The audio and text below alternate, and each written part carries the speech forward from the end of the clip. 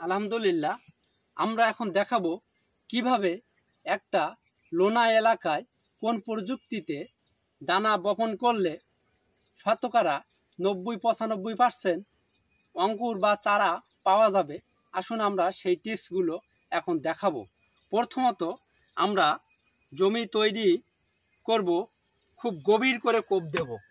গভীর করে কোপ দিয়ে এখানে টিএসপি, জিপসাম ইত্যাদি সারগুলো আমরা দিয়ে নেব। নেওয়ার পরে এগুলি 5 থেকে 7 দিন অথবা 10 দিন অপেক্ষা করব। অপেক্ষা করার পরে তারপরে আমরা যখন দানা দেবার সময় হবে তখন আমরা দেখাবো বা করব, তখন হলো কম ডিপ করে কোপ দিব।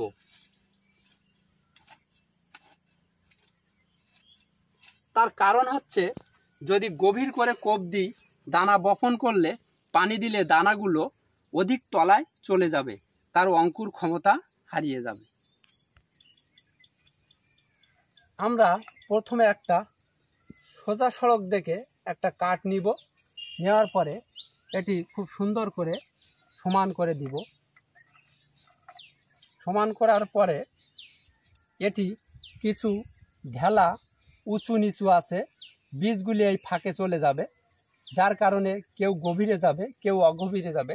এজন্য আমরা এই পাঠা দিয়ে এই সুন্দর করে ঢেলার মাথাগুলি চেপে নেব।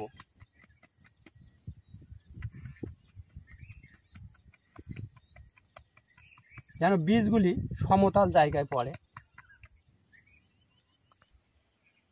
হ্যাঁ, আসুন আমরা এবার দানাগুলি সুন্দর করে ছড়িয়ে দিই।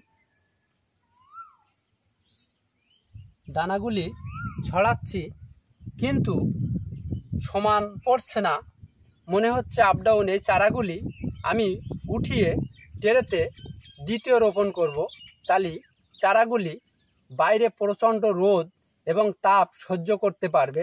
চারাগুলি দ্বিতীয় রোপণ করার পরে চারাগুলি মজবুত হবে। এখন আমরা মাদায় দানার উপরে মাটি দেব, এমন যুক্ত জায়গার মাটি যে জায়গায় স্যালাইনের পরিমাণ 1 পয়েন্ট বা 2 পয়েন্ট আছে।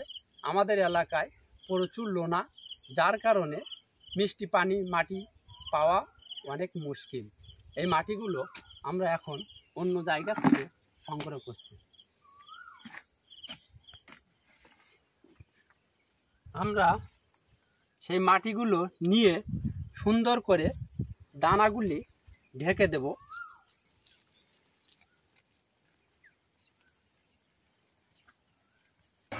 এখন আমরা এখানে স্প্রে দেব।